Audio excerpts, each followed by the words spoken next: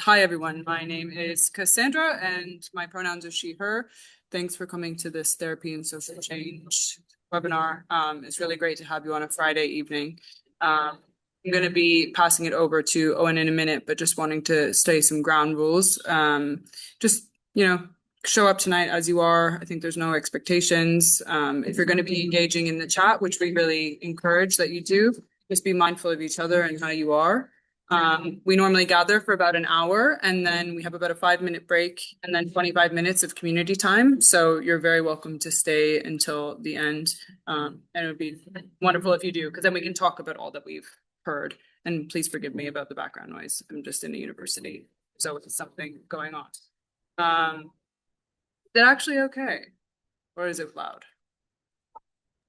No background It's noise at fine? all. Yeah, you're good, Okay. Cassandra. Yeah, Shocking. yeah, Okay. Shocking to me. yeah. So I'm now going to introduce Owen. So Dr. Owen Galavan is a founding member of the Addressing Climate and Environmental Emergency Special Interest Group with the Psychological Society of Ireland. This group's primary goal is to raise public awareness of the psychology of climate change, climate inaction, and the psychological consequences of climate change by engaging in consultation with government bodies, key stakeholders, and a wide variety of organizations. Dr. Galavan is currently a clinical tutor, senior supervising psychologist, and lecturer on the Clinical and Counseling Psychology doctoral training program in Trinity College Dublin. And Owen is a chartered clinical psychologist and associate fellow with the Psychological Society of Ireland. So I'm going to hand it over to you to, take us through this topic of climate change and mental health for the next hour-ish. So thank you everyone for coming. Good evening, everyone. Thank you so much for taking time out of your Friday afternoon, evening to join this evening. And I'm not sure what the weather's like where you are, but it's incredibly wet and rainy here in Ireland. We've had the wettest January in since 2018, which is kind of an event that brings to light, I think, some of the dissonance and disconnects and dialogues that are climate related or climate unrelated in how people do or don't talk about the weather, which is, of course, a favorite national pastime for people in Ireland and England and Scotland and elsewhere. I have some slides to go through.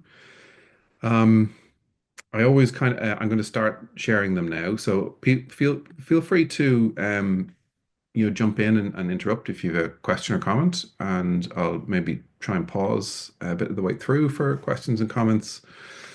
Here we go. Is that visible to people?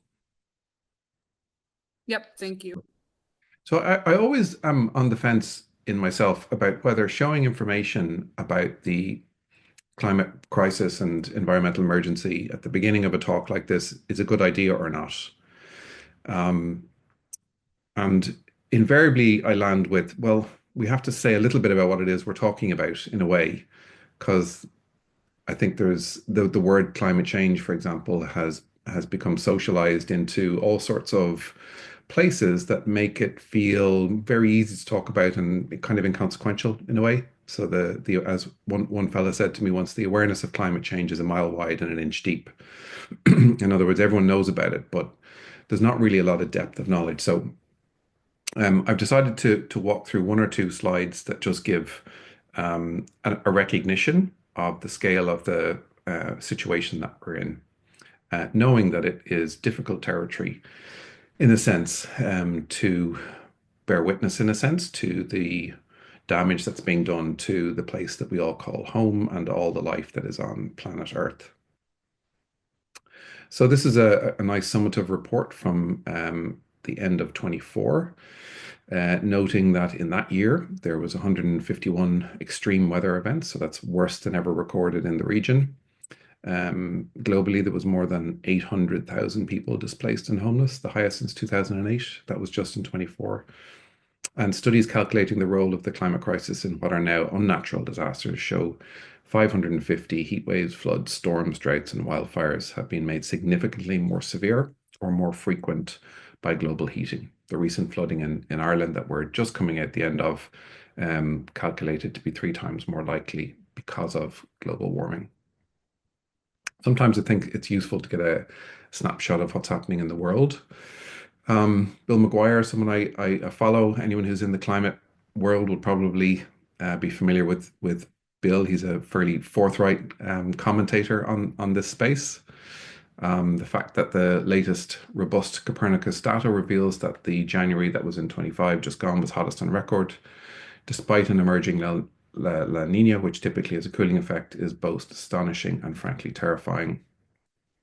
Having crashed through the limit in 24, the climate is showing no signs of wanting to dip under it again, reflected by the fact that this is the 18th of the last 19 months to see the global temperature rise since pre-industrial times top 1.5. And on the basis of the Valencia floods, I don't know if people recall that incredible flood event in Spain a couple of years back, and apocalyptic LA fires, how quickly these things go into the background, right? Into kind of barely remembered news stories. I don't think there can be any doubt that the dangerous, all-pervasive climate breakdown has arrived. And just in case you think environmentalists and scientists of that ilk are a little bit prone to exaggeration, um, this was a study carried out by the Institute and Faculty of Actuaries at the University of Exeter, with the University of Exeter, looking at the consequences of global GDP, of the impact of all of the kind of rolling events that climate change is likely to cause. And the piece that really caught my eye, aside from the fact that there's estimates of a 50% loss of global GDP between 2070 and 2090, was this number here, that at the extreme event, which is 3 degrees plus of warming, we can expect a 50% chance of 4 billion deaths after 2050. And that's with a B, which is half of all humans on the planet. So the scale of the potentials that are at play at the moment is really hard to overemphasize just how serious and important this is. And yet, we don't seem to be responding as if that is true, which is the psychological, which we'll get into a bit. Current warming projections, you can see that blue bit at the top there, where we're estimated to land to somewhere between 2.6 and 2.9 if everyone does everything that they said they're doing and they're not. And of course, the climate crisis is only one aspect of environmental damage that's being furthered at the moment. This is the planetary boundaries work done by the Rockstam Institute, so that 7 of the 9 planetary boundaries of human health or Earth health are now breached into the dangerous or seriously dangerous compromised place. So the scale of damage, when you look at it through that kind of global lens, is really extraordinary. When we think about the psychology and all the psychological questions that are arisen in that, in like, well, why do we keep doing this, and why are people not responding, as if it's an emergency? Lots of valid questions like that. There's kind of and its impact on mental health, which is the emphasis of today's talk. There's kind of two layers to this, or two lenses. The first is a kind of a fairly familiar, dryish kind of lens, which I'll take a very brief walk through, which is kind of things like epidemiological studies on the impacts of climate-related events on the prevalence of various mental disorders and mental health issues. And it's important to have that lens, but it's a fairly obvious territory. So I'll take a quick walk through some of that. And then maybe the slightly more interesting space, which might be where a little bit of conversation can come later, is insight or research into the psychological and behavioral factors that are present in why we're doing this, why we're not changing our behavior, and our kind of behavioral inertia and stuckness, and what momentum out of this on a kind of a social behavioral level might look like. So that's kind of the frame of the talk today. Some images here. The top left is a famous image of a woman in Greece near her village that was burning down. The top right is Valencia.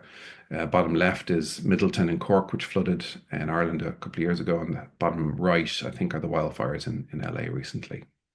And there's, many, many, many more.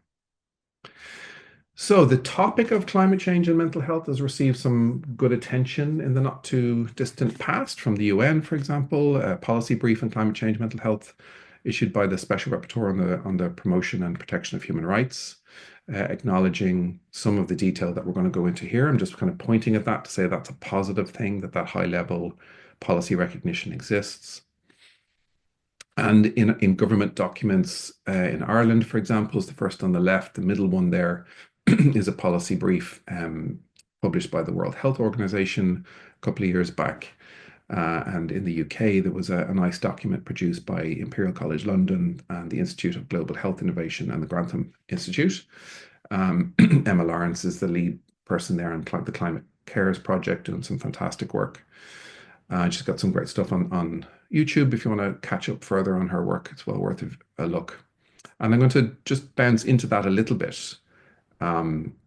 I suppose one of the things to think about in terms of climate change, which is this nebulous concept that doesn't really land anywhere. Timothy Morton, a philosopher, refers to it as a hyperobject.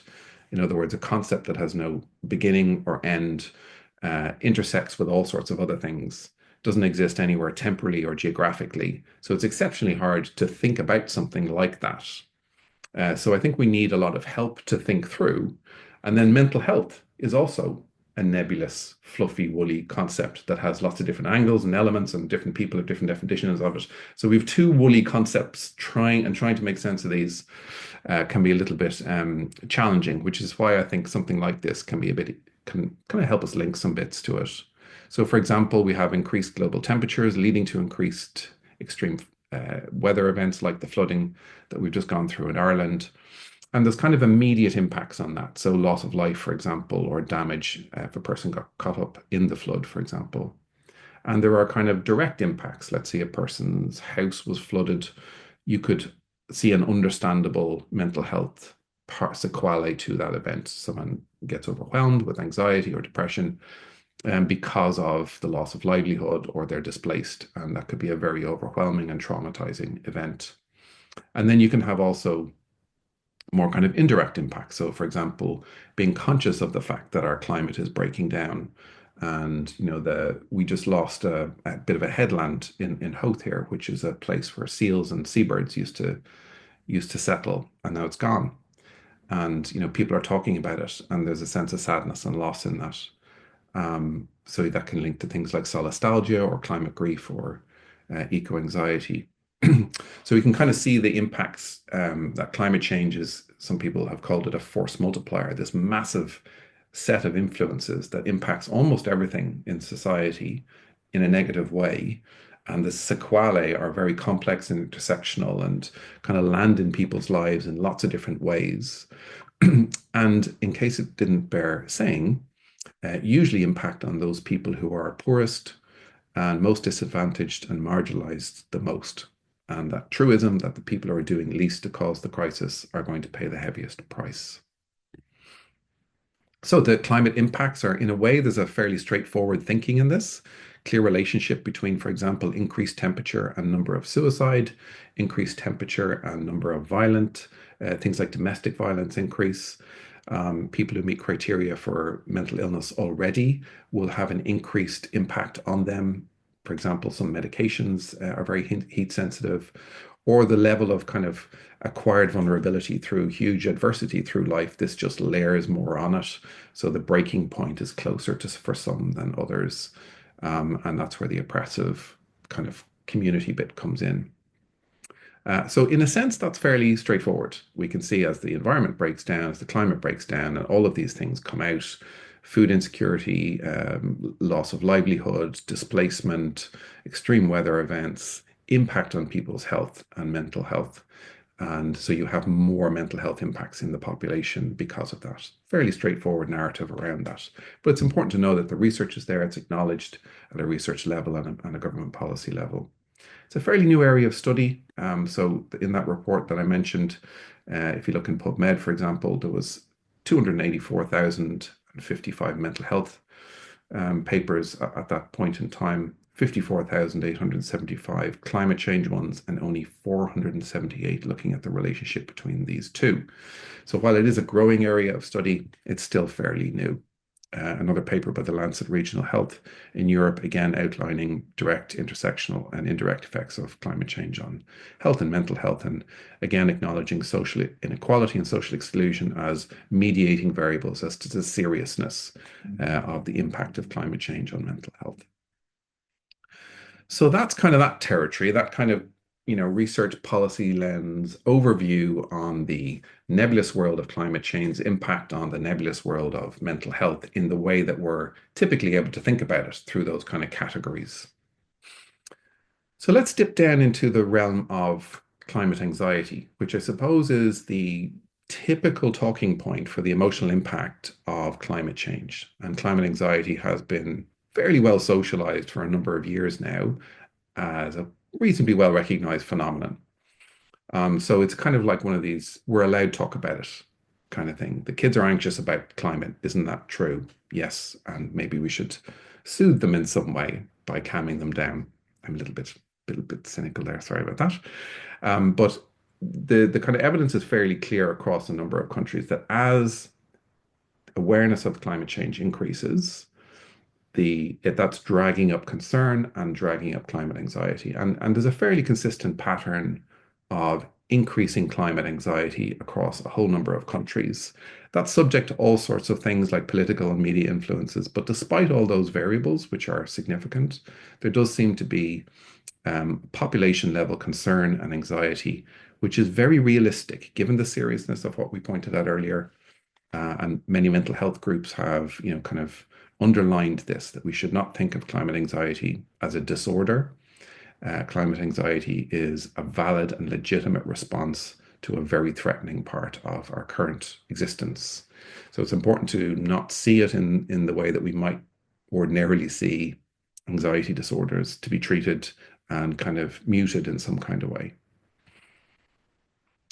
That's just some Irish data. I'm sure there's equivalent in the UK where we can see lots of people across different parts of society, different age groups, gender, etc., all having an uptick in climate anxiety over the last few years. This is a famous study produced by Caroline Hickman. I'm sure some of you might be familiar with this. Published in 2021, where Caroline and authors looked at 1,000 young people, 14 to 24, in 10 different countries. So that's 10,000 participants.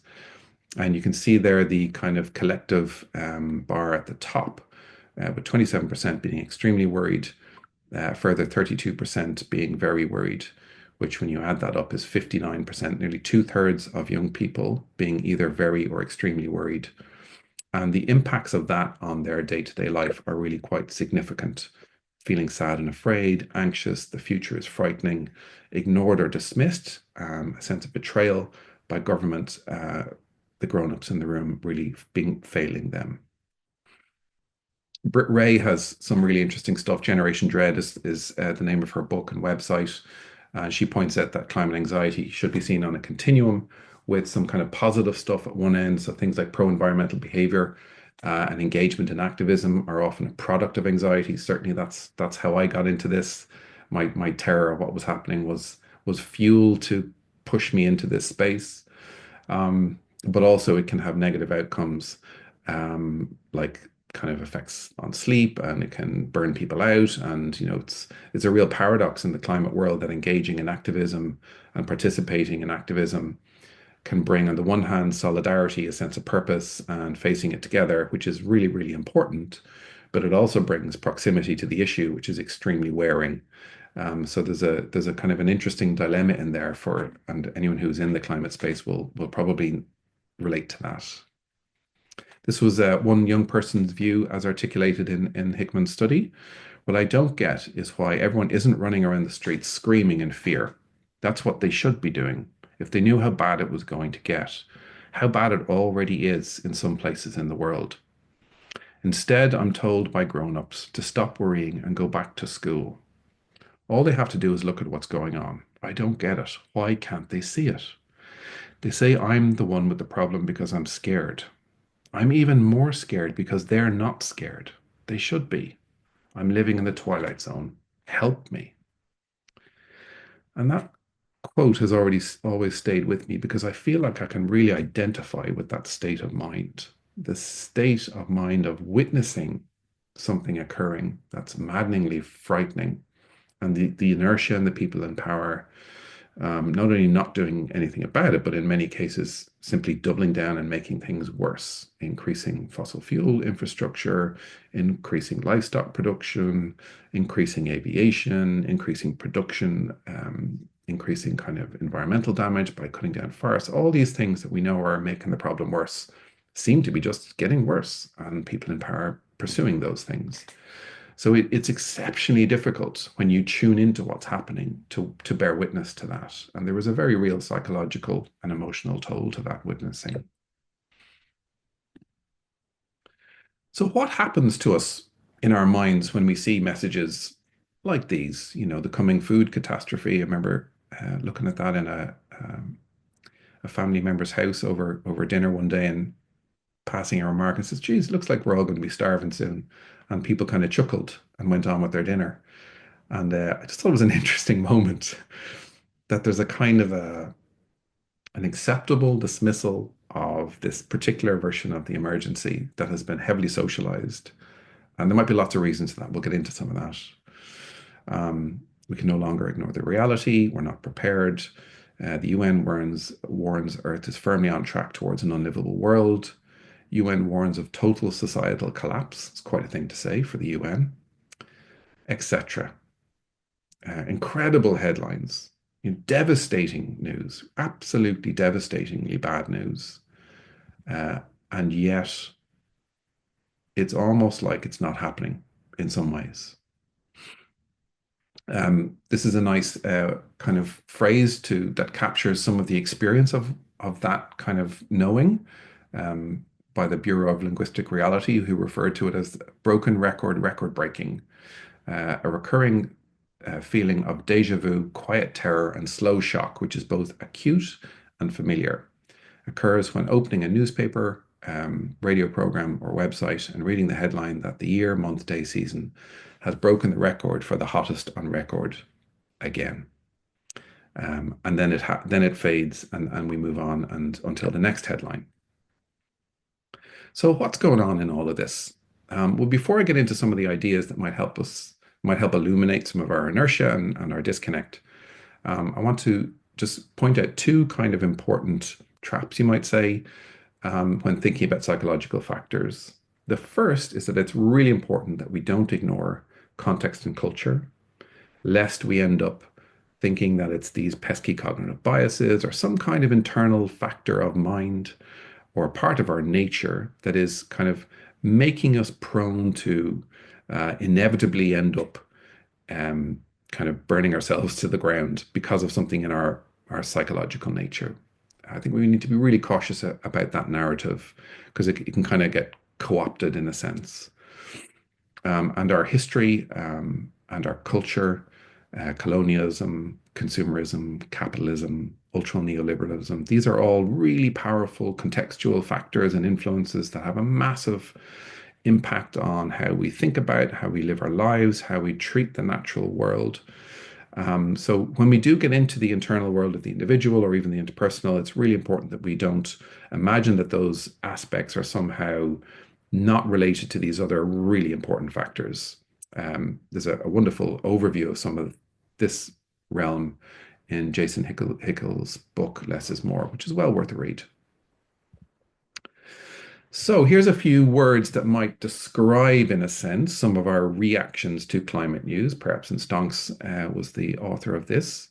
So distance, that idea that, well, it's off there somewhere in the future, or it's in someone else's world. I don't have to worry about it. It's not to do with me.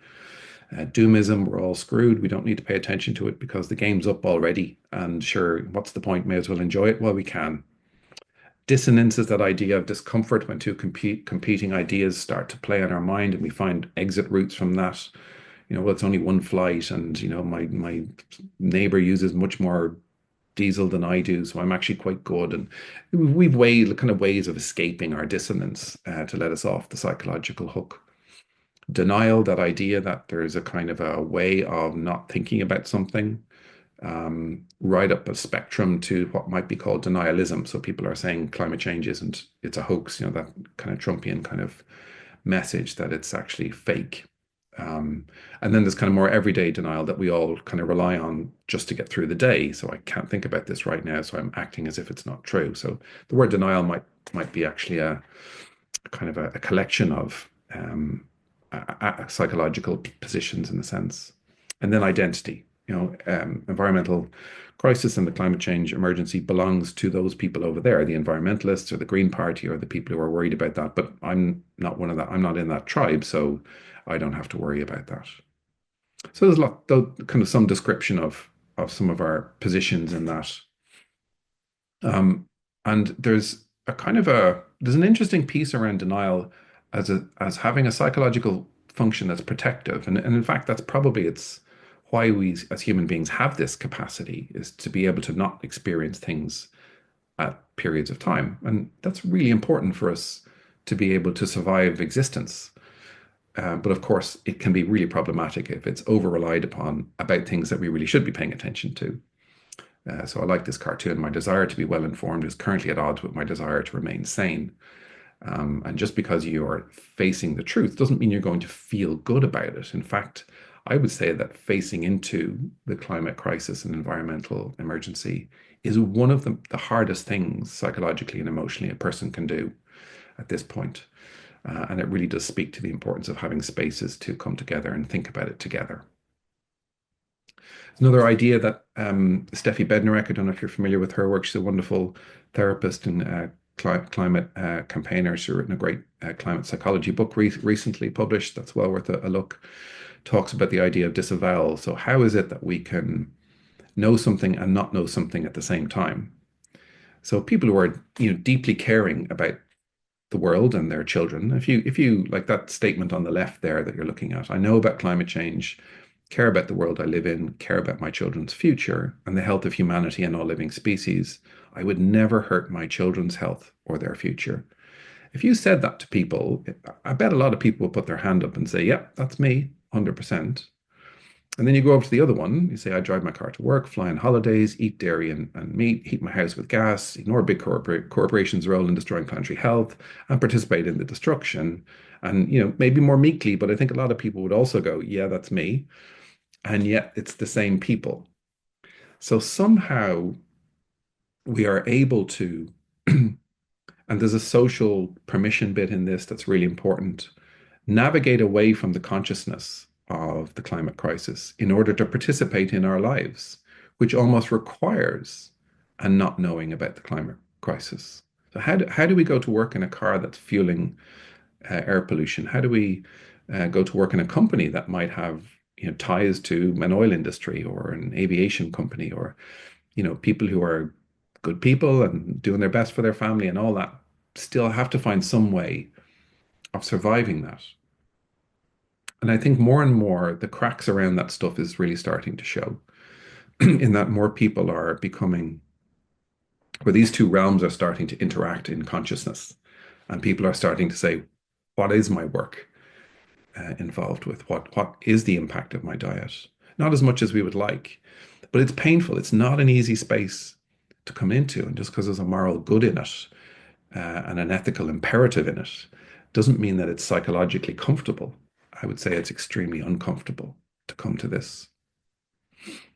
Another idea that might illuminate some of our behavioral inertia is the idea of the bystander effect. This idea that when there's a lot of people watching something, well, it must be someone else's job to take care of it because, that's not mine. The idea of pluralistic ignorance. So, if we're unsure about something, we tend to look at the reactions of others. We're very sensitive to how other people are responding to something. If an alarm goes off in a room, everyone's looking around to see is there a fire first, and the next thing they look at is how are other people reacting. And if everyone's going, no, don't worry about it, this is just the Tuesday fire alarm thing, you go, okay, that's fine.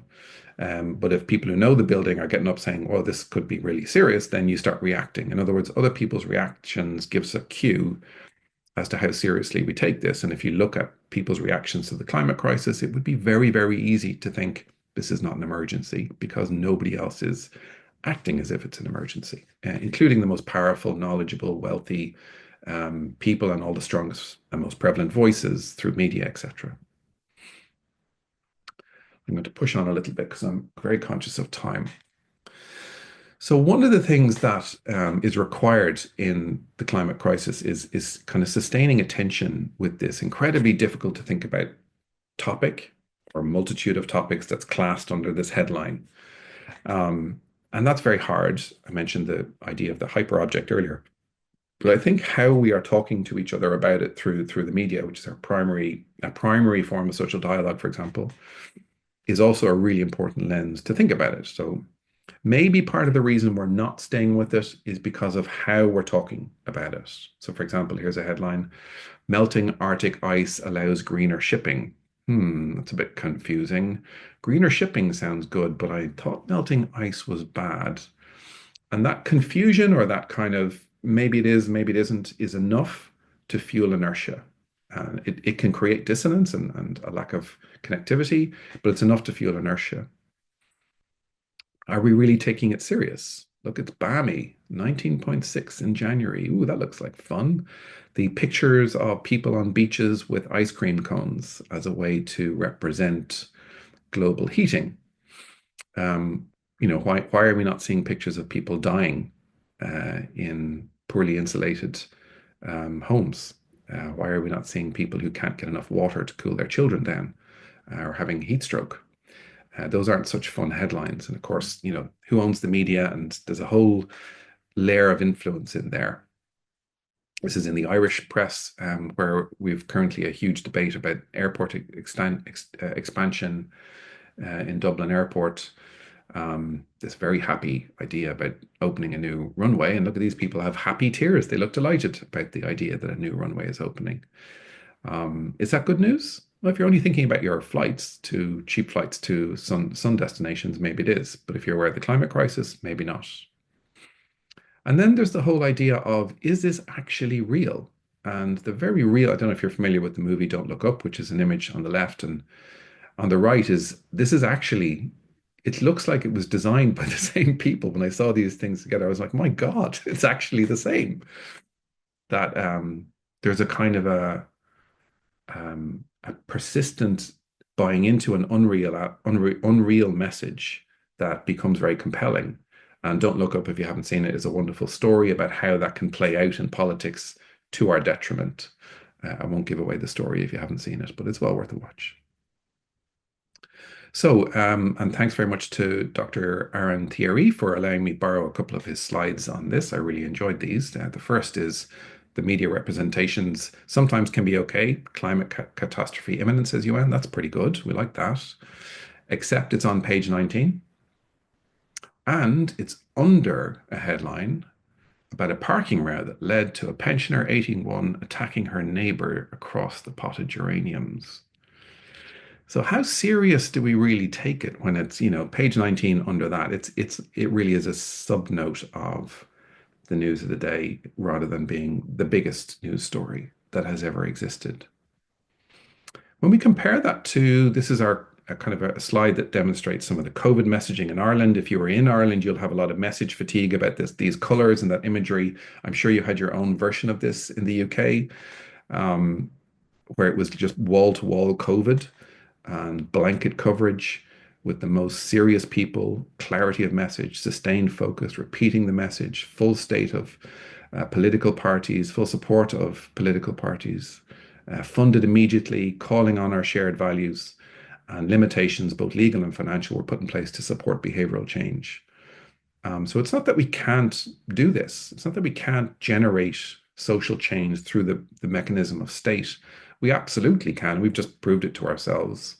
A very different issue, and of course there'd be some differences in how it would have to occur. But in terms of, can we push ourselves into a different place because of something very serious? And the answer is yes, we absolutely can. So what might that journey of social change look like? So there's a few kind of concepts that you're probably familiar with, and I'll just kind of tip through a few of them. So the first is the idea of social norms, which is kind of like potentially a very powerful lever for motivating pro-climate action, as this paper says.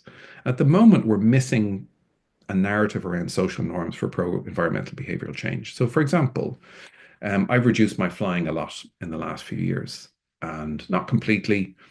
And I say that with a kind of a sense of uncertainty and guilt because I don't know how much flying is okay. And the truth of the matter is, none of us do because we haven't got this well worked out, socially kind of contracted version of what is a healthy limit on flying for everyone to abide by. We can't go to a polar of saying no flying ever, and we should move away from all flying is okay, it's inconsequential. So where do we land in the middle? And the truth of the matter is that we actually don't know. So it ends up in polarized debate and becomes very, very difficult. And people's lives and livelihoods and connections with loved ones all across the world are in the mix for that dialogue. And without the help of a socially normed recontracting with the world that's supported by, for example, taxation or some other kind of socially sanctioned way of addressing that, it's very, very difficult for individuals to move to a new social norm on their own. When we look at interventions that push people into different places of change, this is a paper that looked at it was a meta-analysis of meta-analyses. So for the statistical nerds amongst you, that's studies that looked at studies of studies with thousands and thousands and thousands of participants in them, and crunching all the numbers. And you can see up the top there's an effect size. So the further over to the right, the more impactful the intervention. Education, in other words, just giving people information has a little bit of an impact, but as we well know, information on its own doesn't act as the major lever for change that we might want it. Feedback on individual behavior has an influence, but again, pretty limited. When we look down the bottom, the most influential piece on our behavior is other people's behavior. And there's lots of research around this that uh, if you're in your social group and several people start changing in a particular way and you're available to do that and you have the information, all the other supports there, the likelihood of you changing really does ramp up. Of course, we need all of these things. We need information, we need commitment, we need appeals, we need financial incentives, but social comparison, highlighting social behavioral change by others is a really powerful tool. That is the essence of social movements. It's the bringing together of that power of collective endeavor. And the IPCC recognizes that social movements are indeed extremely important as part of the process of change. Reviews are clear that social movements play a very important role in pro-environmental behavioral change. And when we look back through history, we can see lots of examples of how social movements have played a massive role, not in easy ways, not in predictable ways, but when we look back with the benefit of hindsight, it's very clear that social movements can have a very powerful impact on our journey, on where we end up. Just Stop Oil, a recent one in the UK, which recently disbanded after getting to a point, and their job was to get under everyone's nose and point at something, and I think they did an absolutely fabulous job in doing that. The education sector, this was a slide I put together for kind of in Ireland, but across the world, student protest has also had a big voice to play and can be a very powerful ingredient. And that's myself there on the right. I found myself standing outside a fossil fuel company of a Tuesday morning, having taken a day off work, screaming up and down a footpath, which for a very moderate person, let me tell you, was a deeply uncomfortable thing to find myself doing. That was not something that would come easy to me. And we can talk about that, and that there's different ranges of engagement in that social movement, and not everyone has to be doing that, but some people do, and there's a question mark about that. This is another group that I'm involved with in Ireland called the Irish Doctors for the Environment, who are in that activist space as well. So there's an interesting idea about this, about the idea of a social tipping point. So how many people need to be involved in that social momentum before we shift the group? And David Santola has written a really great book called How to Make Big Change Happen, or something like that. Apologies if I've gotten the title slightly wrong, but if you Google him along those lines, you'll find it. And he studies networks of behavioral change, and complicated behavioral change through social networks. And it's really fascinating stuff. But one of his kind of findings, if you want, from experimental research is the idea that it's about 1 in 4 people. So if you have a group of people and you get to 25% all saying we should do things differently, that's enough to bring about 75% of the group with us. There's different figures in that. There's like the 3.5 or 5% out in the street political change is enough to change a political party or system. That's a slightly different research question that's related but different. And one of the really important bits, this is Rebecca Solnit, Hope in the Dark. It's a really wonderful book. I strongly recommend reading it. One of the facts, if you want, about social change and being engaged in this is that it's an exceptionally wearing place to be. And we don't get to know what's going to make a difference or not. And even retrospectively, it's hard to know if we did make a difference. So it's almost like an act of faith on behalf of the world that we think should exist to participate without knowing whether raising our voice or going on a protest or changing our behavior is going to be instrumental in some kind of way, but having faith that in the collective, it is adding to that cumulative power. And that's really where we need to settle our sense of engagement. I know adding to the collective of cumulative power has the potential to be enormously valuable. So I'm giving myself to that. I don't know how that's going to meet itself out. It's very complicated and there isn't straight lines in this. So you may be told that the legal decisions lead the changes, that judges and lawmakers lead the culture in those theatre called courtrooms, but they only ratify change. They are almost never where change begins, only where it ends up. For most change travels from the edges, that's us, by the way, to the center. Hope locates itself in the premise that we don't know what will happen. It's the belief that what we do matters, even though how and when it may matter, who and what it may impact are not things we can know beforehand. History is full of people whose influence was most powerful after they were gone. And there's something about the collective knowing of our engagement with this that's very important. And it's missing, I think, from a lot of our sense of it. Hopelessness and despair, anxiety, no one's doing anything, everyone's acting as if it's not real, can leave us feeling like we're the only ones who are experiencing this as a real emergency. This is a study that published in 24, looking at the actual and perceived levels of climate concern. And almost globally, people are much more worried than they think other people are. In other words, I'm really worried about it, but I think everyone else is less worried than me. But actually, when you ask them, they're all as worried as each other. In other words, we've underestimated dramatically how concerned everyone is. And there's lots of social factors as to why that might be true. People are willing to give up some of their income. People want to do more from governments. People are willing to change their diets and their lifestyle choices more than is being asked of them. And because there's this inertia, we imagine that there's a lot less of that willingness around than there actually is. There's a project called the 89% Project. Caroline Lucas is a prominent politician and environmental campaigner in the UK, doing amazing work involved with.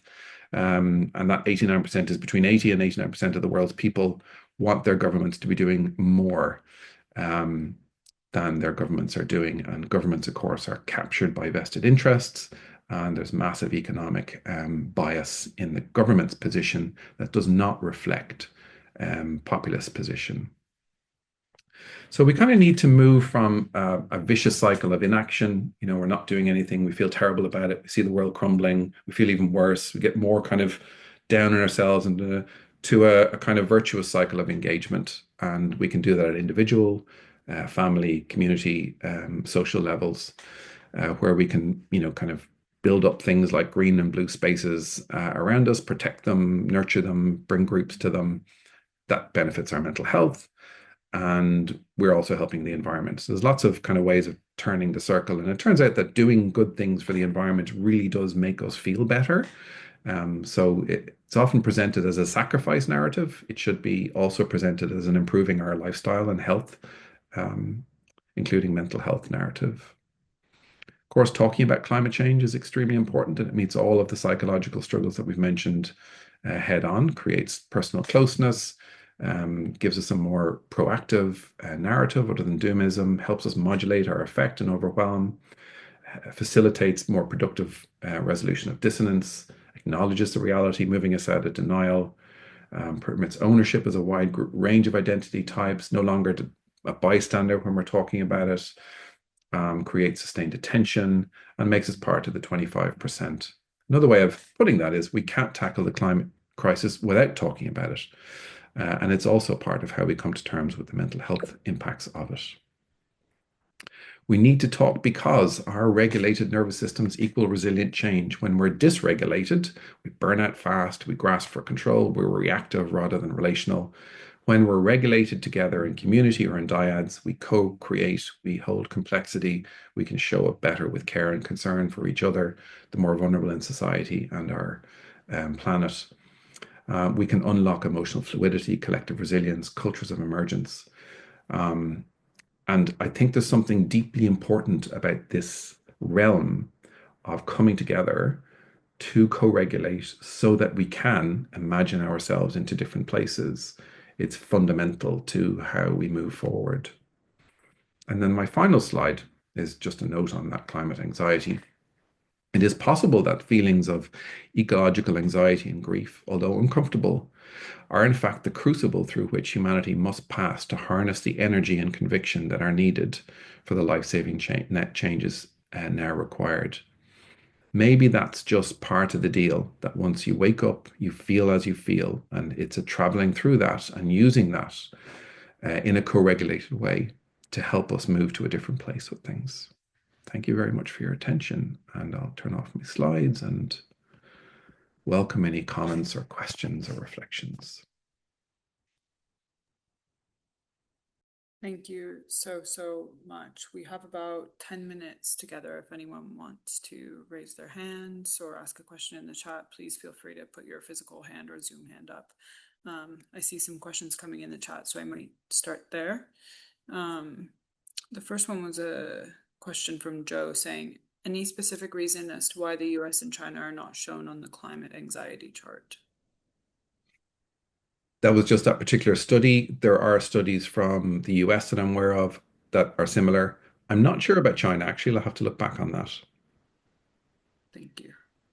Mick said, I would love to know where therapy comes in that effect size chart. Did you want to speak on that, Mick? Yeah. Oh, so it's just on me. Yeah, I was just wondering, I mean, I guess from a therapeutic background, there's a question of to what extent therapy if can have a positive effect, if anything. You know, if somebody has anxiety about climate change, is there any evidence about whether therapy can kind of support that into action, or actually does it go the other way in that if it's kind of ameliorating climate anxiety, do people become less kind of active rather than more? Just wondered if there was any, I suspect not, but That's a lovely question. The bits of research that I think relate to the question but aren't directly at it are that I think there's one RCT looking at an intervention, a psychological intervention on climate anxiety. Not surprisingly, it's a CBT intervention because that seems to be the starting point with lots of therapeutic research showing positive impacts on levels of anxiety through behavioral change. In other words, so that you could say that that's a kind of mechanism similar to what you're saying. And that the effect size chart was on interventions that weren't therapeutic on pro-environmental behavior change. So I actually don't think that question has been asked as well as you've just asked it, Mick. So sounds like you may have another research project on your I think it would be really interesting to yeah, see what impact it has. And presumably different therapies could have different impacts as well.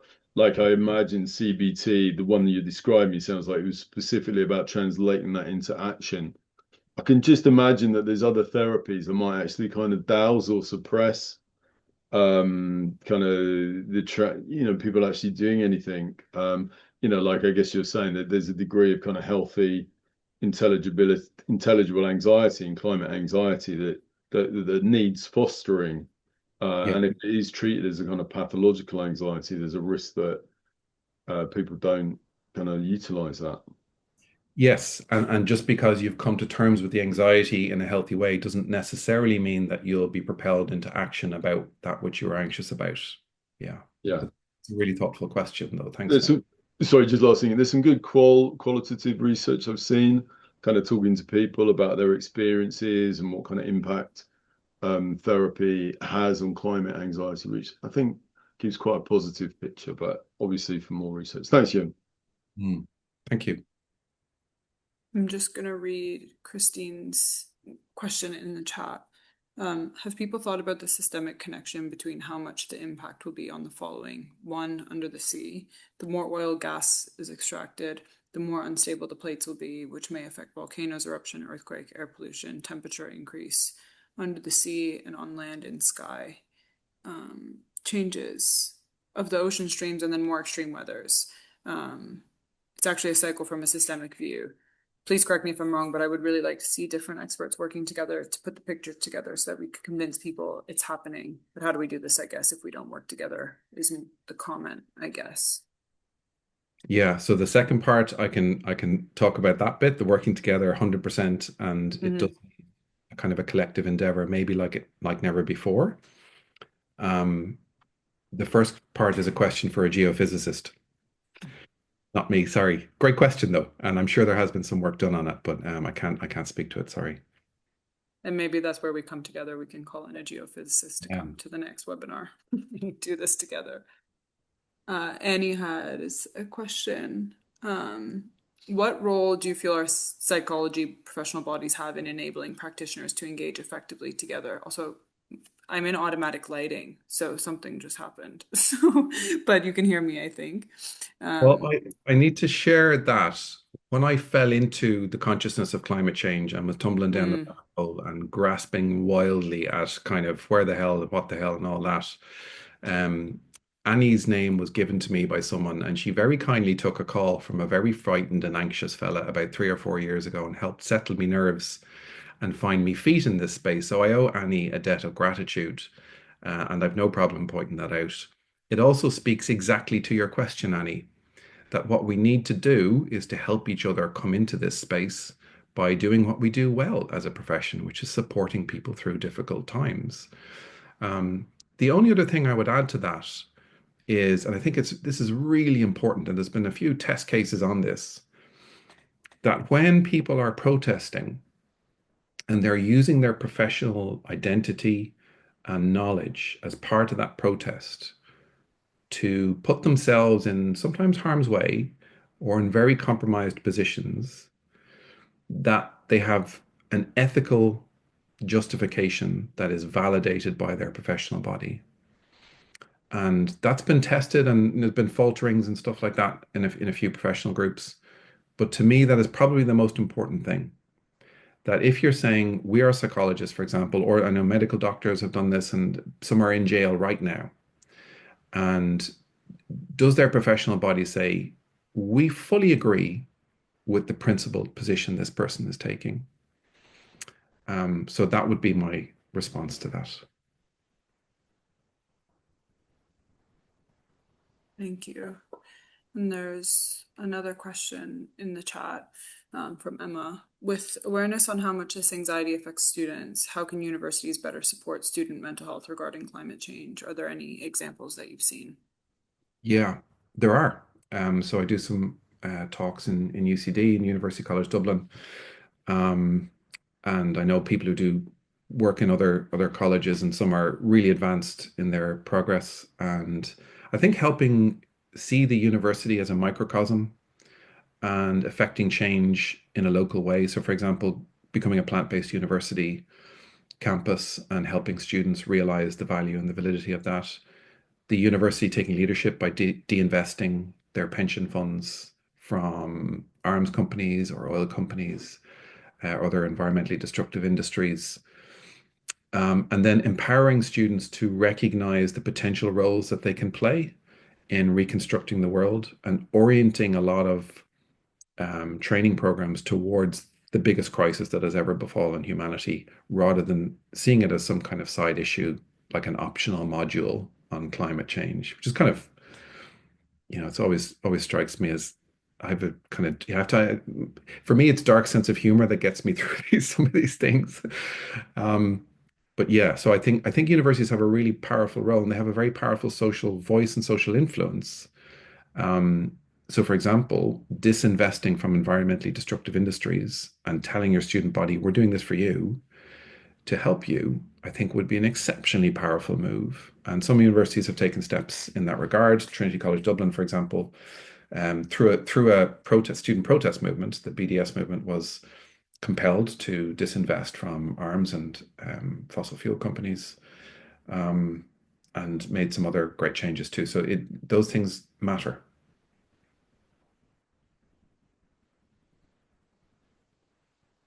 Thank you.